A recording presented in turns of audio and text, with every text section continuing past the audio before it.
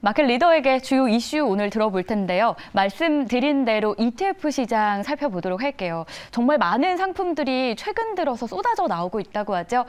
간지러운 부분 속 시원하게 긁어드리겠습니다. 유진투자증권의 강송철 연구원입니다. 어서 오십시오. 예, 안녕하십니까. 네, 오늘 주제부터 저희가 화면으로 좀 공개하면서 출발해볼게요. 오늘 주제는 이겁니다. 1조 시대가 개막을 합니다. 투자 전략 저희가 어떻게 짜야 될지 참 많은 분들이 ETF 들어가고 싶어도 이거 어떻게 들어가야 될지 고민하시는 분들이 꽤 많더라고요. 일단은 이렇게 시장이 갑자기 좀 커지고 있는 이유가 있지 않겠습니까? 그거부터 좀 얘기를 들어볼게요. 예, 말씀해 주신 대로 국내 ETF 시장은 지금 계속 커지고 있는 상황이다라고 말씀을 드릴 수 있을 것 같고요.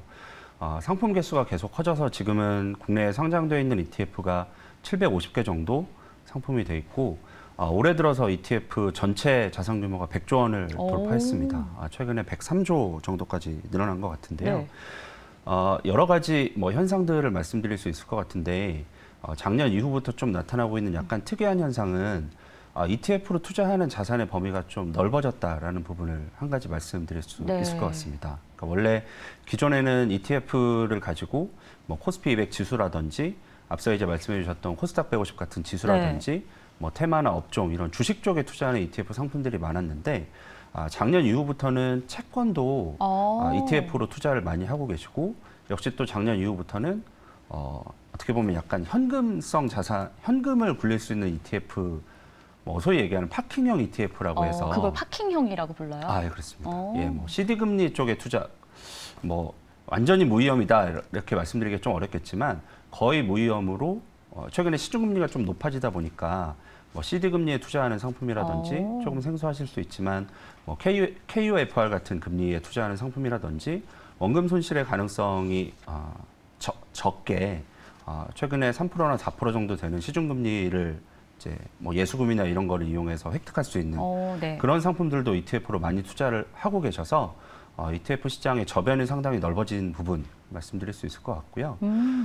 그리고 약간 투자를 하시는 행태가 아무래도 이제 코로나 이후에는 개인 투자자분들이 주식 투자를 상당히 활발하게 하고 계시고 예전처럼 이제 돈을 그냥 펀드에 맡겨놓는 것보다는 ETF 같은 상품을 이용해서 직접 투자하시는 트렌드가 과거보다 상당히 많이 생긴 것 같더라고요. 근데 ETF가 그런 측면에서 좀 쉽고 비용도 싸게 이용할 수 있는 상품이기 때문에 그런 부분들이 ETF 시장이 계속 커지는데 작용을 하고 있는 것 같고 그리고 ETF 시장의 가장 큰 또 하두 중에 하나는 연금 시장인데요.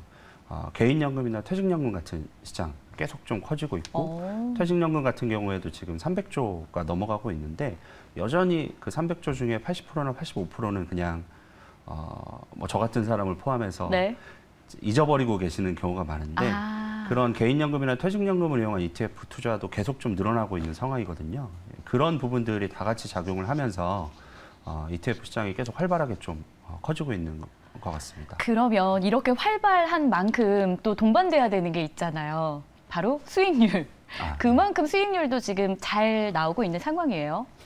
워낙 이제 상품 종류도 많고 그리고 이제 2차 전지 같은 경우에 ETF로 투자를 상당히 워낙 많이 하시다 보니까 과거의 펀드 투자처럼 1년, 2년 동안 수익률이 10%, 20%다 이런 게 아니라 다이나믹한 상품들도 상당히 많습니다. 일례로 국내 ETF가 700개 정도 상장이 돼 있다 말씀을 드렸는데 올해 들어서 2차 전지 ETF 같은 경우에는 올해 들어서만 가격이 2배 정도 올랐고요. 그러니까 올해 수익률이 가장 좋은 ETF가 현재까지는 이제 타이거 2차 전지라고 해서 2차 전지 투자 상품인데 레버리지 ETF가 아닌데도 올해 들어서 2배 정도 가격이 올랐거든요.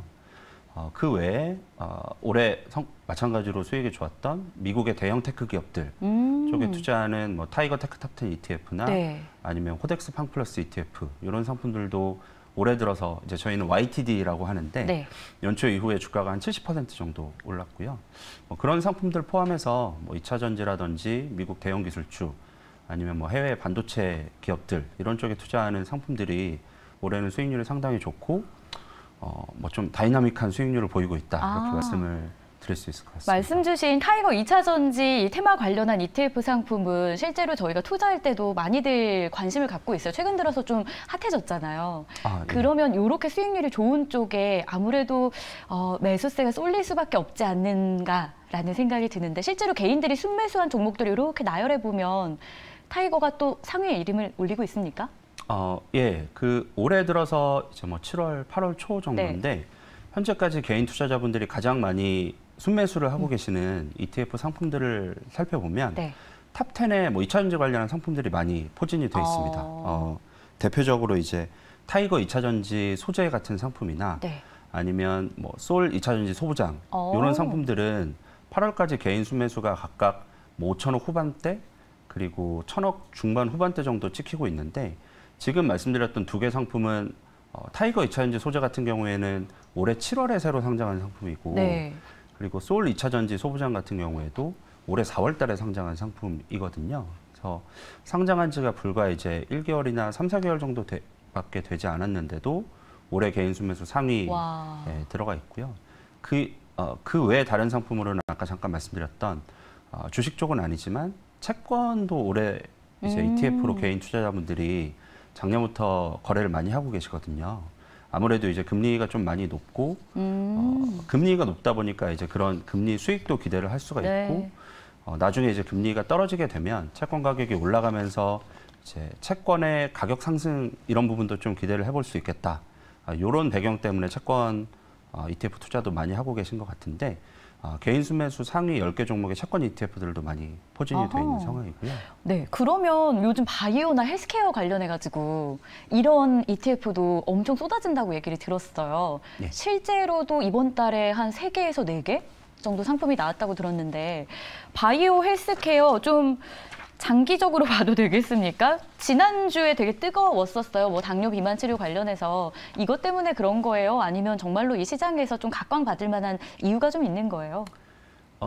아무래도 이제 올해 현재까지는 개인 투자자분들이나 아니면 시장에서도 가장 핫했던 테마나 종목 쪽이 2차전지 쪽이었는데 단기간에 주가가 상당히 많이 올랐던 부분도 있고 실제로 시장에서는 이제 2차전지 이후에 다른 어떤 테마로 뭐 주가 상승이라든지 시장 수급이 이동할까 이런 부분에 대해서 최근에는 가장 관심이 많이 있으신 것 같거든요. 그런 측면에서 이제 많이 거론되는 업종이나 테마 중에 하나가 뭐 반도체라든지 아니면 바이오 헬스케어 같은 쪽인 것 같고요. 바이오 헬스케어 같은 경우에는 일단 가장 좀 관심이 가는 부분은 주가가 상대적으로 좀 덜 올랐다라는 부분인 것 같습니다. 뭐 다른 쪽이 지금 주가가 상당히 많이 올라가 있음에도 불구하고 바이오나 헬스케어 업종지수나 ETF 같은 경우는 여전히 코로나 때 기록했던 주가 수준에 머물고 있는 상황이거든요. 그런 상황에서 이제 말씀해 주셨던 것처럼 신상품들도 좀 이제 몇 개가 나오고 있는 상황이고요. 이번 달에만 바이오 헬스케어 쪽에 투자하는 ETF가 2개가 이미 상장을 했고 하나가 추가로 다음 주에 상장을 하는 걸로 알고 있는데 아직 뭐 상장 초반이기 때문에 당연히 ETF의 사이즈라든지 규모는 그렇게 크진 않지만 뭐 어떻게 보면 오랫동안 좀 소외가 됐던 업종이나 테마기 때문에 그런 부분에서도 새로 이제 투자자분들의 관심을 환기시켜주는 역할을 새로운 상품 상장이 또 하고 있는 것 같고요. 여러 가지 그런 부분들 관련해서 시장 관심이 좀 있으신 것 같습니다. 그러면 운용사별로 이 바이오 ETF 특징 좀 어떻게 잡아봐야 돼요? 지금 이번 달에 새로 상장한 상품은 일단 2가지 상품이 새로 상장을 했는데요.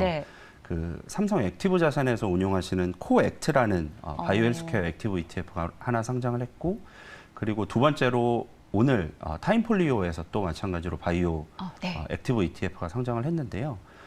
상품들마다 조금씩 다른 면이 있긴 있습니다.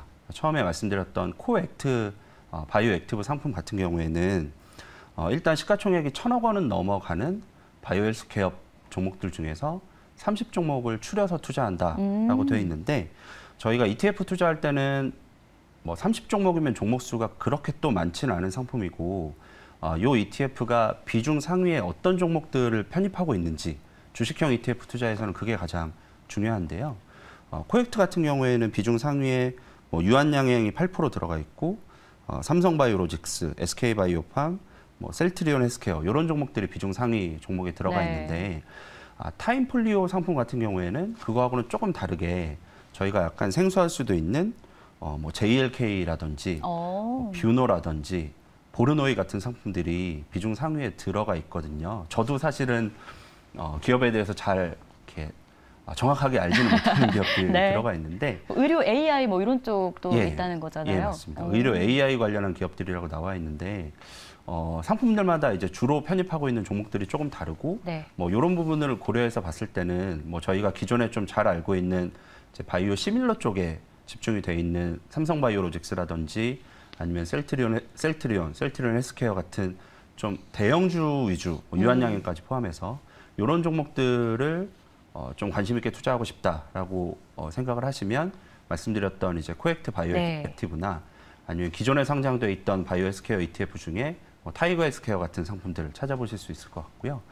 그게 아니고 조금 더 액티브하게 지금 뭐 말씀드렸던 JLK나 뷰로나 보르노이 같은 종목들 이런 개별 종목들에 대한 지식이 조금 있고 좀 더 액티브한 투자를 바이오 쪽에 이런 종목들 관련해서 하고 싶다. 그러면 오늘 상장한 뭐 타임폴리오 액티브 ETF 이런 상품들을 고려해 보실 수 있으실 것 같습니다. 네, 의료, 바이오, 헬스케어 관련한 ETF까지 이야기를 들어봤는데 또 한 가지 핫한 쪽이 금 ETF라고 하더라고요. 투자자들한테 인기가 정말 많다고 하는데 사실 금값에 대해서는 많은 전문가들의 의견이 좀 엇갈리고 있어요. 뭐 어떤 분은 금값이 더 오를 수 있다, 어떤 분은 아니다. 그런 상황에서도 ETF가 인기가 많다 보니까 그럼 우리는 투자 전략 좀 어떻게 세워야 되나 고민되거든요. 이게 ETF라는 게 뭐 주식도 담고 있고 채권도 담고 있고 말씀해 주셨던 금 같은 원자재도 담고 있다 보니까 상당히 여러 가지 주제에 대해서 말씀을 드리게 되는데요. 저 개인적으로는 편하게 말씀 주세요. 개인 투자자분들이 좀 싫어하시는 말인데 좀 길게 장기적으로 봤을 때는 금 같은 자산을 ETF나 다른 투자 상품을 통해서 내가 투자하고 있는 내가 금융시장에 1억 원을 투자하고 있다. 아니면 얼마를 투자하고 있다. 일부를 떼서 그런 쪽에 투자를 해보시는 것도 저는 괜찮다라고 생각을 하고 있고요.